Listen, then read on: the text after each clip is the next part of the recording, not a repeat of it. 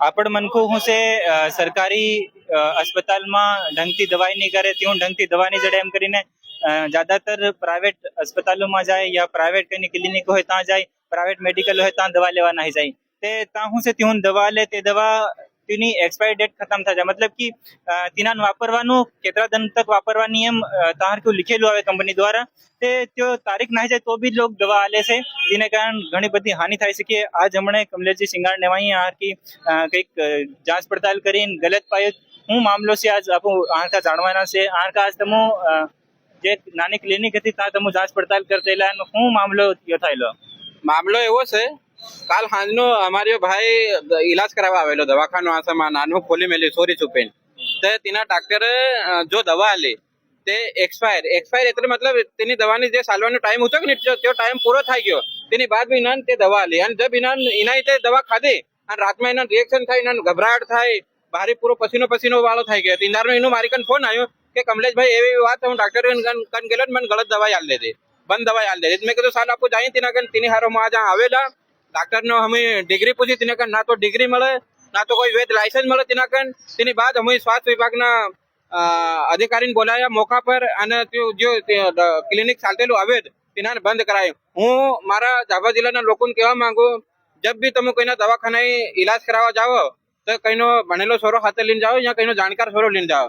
અગર તમને દવા લે તો તેની દવા પર એક્સપાયર તારીખ જરૂર દેખો, તાકી આવા વાળી કોઈ અનહોની હોય તેની ઘટે. मान लो अगर कहीं एक्सपायर दवाई खाधी અને મરી જાય તો તેનું શું કરવાનું? ફેર એટલે મારું એમ જ કહેવાનું કે તમે જબ भी દવાખાને ઈલાજ કરાવવા જાઓ તો દવા पर जरूर ध्यान दो. અને હું स्वास्थ्य विभाग ने भी कहवा मांगू कि जब हम क्लिनिकों पे जाके चेक कर रहे हैं तो आप लोग कौन सी नींद में सोए हो? ये काम आपका है. कौन सा वैध क्लिनिक है, कौन सा अवैध है. लेकिन या जो स्वास्थ्य विभाग ना जो अधिकारी है या हो सके जो अवैध क्लिनिक चलाड़े તેઓને મળીને કામ ચલાડે તેની હારું એવું બધું કામ ચાલી રહ્યું. તમને ધ્યાન હોય કઈ થોડાક મહિના પહેલા ઇન્ડિયા મેડિકલ પર એક ગલત દવા આલી દીધેલી તો તેમાં એક આપણી આદિવાસી મહિલા મરી ગયેલી. તો એવી બધી ઘણી ઘટનાઓ થઈ રહી. તેની ઘટના રોકવા હારું સ્વાસ્થ્ય વિભાગને બી જગહ જગહ જો અવૈધ ક્લિનિક ચાલે તેનું બંધ કરવા પડે. અગર યા નહીં કરે તો हम भी आगे आવીને બંધ કરવું. 4 साल થઈ ગયા કે ત્યાં की क्लिनिक ચાલે રહી, સ્વાસ્થ્ય વિભાગને કેમ નહીં માલુમ પડેલી? स्वास्थ्य विभाग ने एम मालूम नहीं पड़ी कि जो स्वास्थ्य विभाग से તેઓને કઈ ના કઈ હપ્તા વગેરે મંદિર વગેરે જતો હોય અને સ્વાસ્થ્ય વિભાગ શું છે કે કુંભકર્ણ નીંદમાં સોયેલો છે. તો એવું જગાડવા હારું આપણા આદિવાસી સમાજના નોજવાન યુવકોને અગાડી આવવું પડે. કેમ કે જ્યાં મનખો નાના મોટા દવાખાના ઈલાજ કરે ત્યાં કોણ છે? આપણા આદિવાસી છે. કોઈ ગેર આદિવાસી તો નાના દવાખાને જાય નહીં તો તેમાં નુકસાન કોનું છે? આપણા જ મનખું છે. એટલે આપણા સમાજના મનખોને જ અગાડી આવવું પડે એના અવૈધ ક્લિનિક બંધ કરવા હારું. હું તમને કહેવા માંગુ, અગર આપણે વાળા કઈના સોરાબ આપણા નાના મોટા ડિગ્રી કરીને ક્લિનિક ખોલીને બહાર તો તેહુન સ્વાસ્થ્ય વિભાગના અધિકારી तुरंत जन बंद कराओ यूं अवैध एम किधर. बाकी इन्हीं जगह पर बाजार वाला या कहीं ना मोटा आदमी क्लिनिक चलाते हैं पर ये जांच भी नहीं करे ना तो कार्रवाई करे. आज हम ये कार्रवाई करावी है तो उम्मीद है कि या जो स्वास्थ्य विभाग से या बीजा पर भी कार्रवाई करे जो गलत काम करे तेना पर. તમારું શું નામ છે? सुनील अमलियार. કાલ તમે કેટલા વાગે આરકા આવેલા અને કકા માલમ પડી એક્સપાયર દવા છે શું થયું? फिर તમે રાતની દવા તમે ખાધી? 6 बजे के आसपास आए थे इंजेक्शन लगवाने के लिए क्लिनिक पे, तो उसमें रात भर पूरा घबराहट हुई, नींद नहीं आई, बहुत पसीना आया. તમે અહીં જાંચ કરતેલા તેમાં તમે એમ કહેતેલા કે ધમકી મત આલો શું થઈ ગયેલું? ધમકી આલતેલા જાણ એમ કહેતેલા કે हम जस्ट दवाखाना में भराया तेवा त्या एम कहेला कि माहौल मत वगाड़ो हमारो.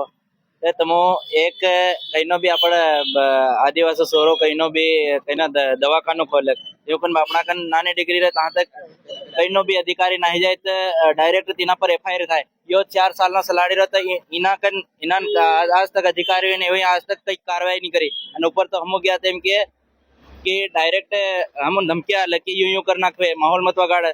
तो हम हमारी भी बहस थाई थोड़ी कि खानो माहौल वगाड़े खानो हम हम करिए. તે દેખી તમે ખબર જેમ કે કદી બી તમે અગર દવા લેવા જાઓ તેની ધ્યાન રાખવાનું કે દવા એક્સપાયર નહીં રહેવું જોઈએ. કેટલી દવાએ તમે જાંચ બી કરતેલા ખોલતેલા બી કે હું તમને દવાઓમાં દેખવા જડ્યું એક્સપાયર દવા કેટલી દેખવા જડી? એમાં આપણને પહેલે પ્રેગ્નન્સી કિટ ને એવી બધી ગોળીઓ મળ્યો અને એવું મતલબ એના ઉપર બી કમસે કમ 4 થી 5 6 બેડ બનાવી મેલ્યા. એના મતલબ કે હવે ઉપર ડ્રીપ બી લગાડ્યા, બોટલ બી ચડાવે, 4 साल થી अगर अवैध काम चाली રહ્યો ત્યાં मतलब હના जो પ્રશાસન શું દેખે અને આ ડોક્ટર સાહેબ જો છે શું દેખે હમણાં કા મેડિકલ કમલેશભાઈ કીધું પેલી આપણે ઇન્ડિયા મેડિકલ વાળા ગલત ટેબ્લેટ આલી તે લેડીઝ શાંત થઈ ગઈ એવો હાદસા ફેર થવાનો હતો આ ભાઈ બી રાતભર હતો નહીં તો फिर એને તેને રોમો આ બધા આયા ને આજ એના પર કાર્યવાહી કરાવી દીધી शिकायत करता कि क्या नाम है सुनील सुनील कौन सुनील अमलियाल राजवाड़ा के पास में अवैध क्लिनिक चल रही थी, कैसे जानकारी मिली और क्या क्या अवैध पाया गया? एक मरीज सुनील अमलियार द्वारा शिकायत की गई थी कि उसे कुछ एक्सपायर दवाइयाँ एक क्लिनिक पर दी गई हैं। इस संबंध में आपके श्री कमलेश जी का भी हमारे पास शिकायत आई थी। उसी तारतम्य में हमने जो जांच करी है इस क्लिनिक पर, उसमें कई एक्सपायर्ड दवाइयाँ पाई गई हैं। साथ ही जो क्लिनिक के संचालक हैं उनके पास कोई वैध डिग्री पाई नहीं है। वो उनके द्वारा बोला जा रहा है कि उनके पास BEMS की डिग्री है, परंतु ऐसी कोई डिग्री ना उनके पास प्राप्त हुई है ना उनके द्वारा उपलब्ध कराई गई है। तो कार्रवाई करते हुए क्लिनिक को अभी सील करा जा रहा है तथा उसके FIR की कार्रवाई की जाएगी। लगभग 4 साल का बताया कि 4 साल तक ये क्लिनिक चल रहा था, इसके बारे में अभी तक स्वास्थ्य विभाग को भनक क्यों नहीं लगी? जो क्लिनिक है वो छोटी सी जगह में इस मेडिकल शॉप के पीछे चल रहा था। मेडिकल शॉप के पीछे होने के कारण उस पर किसी का ध्यान नहीं चला गया। साथ ही बाहर कोई ऐसा क्लिनिक का या डॉक्टर का नाम या दवाखाने का नाम नहीं लिखा गया, सिर्फ वहाँ पे मेडिकल स्टोर का ही नाम लिखा गया। इस कारण से इसके ऊपर ध्यान नहीं हो पाया। साथ ही हमारे द्वारा मेडिकल स्टोर की भी जांच की जाएगी तथा उनके द्वारा भी अगर कोई गलती पाई जाती तो उसे भी सील किया जाएगा।